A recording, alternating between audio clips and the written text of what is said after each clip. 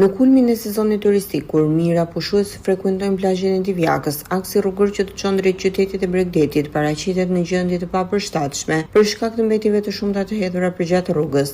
Problematika është më e dukshme në hyrje të aksit, pranë rreth rrotullimit të Çermës, ku për afër 1 kilometër mbeturinat kanë mbuluar anët e rrugës duke krijuar një pamje të shëmtuar për vizitorët vendas dhe të huaj.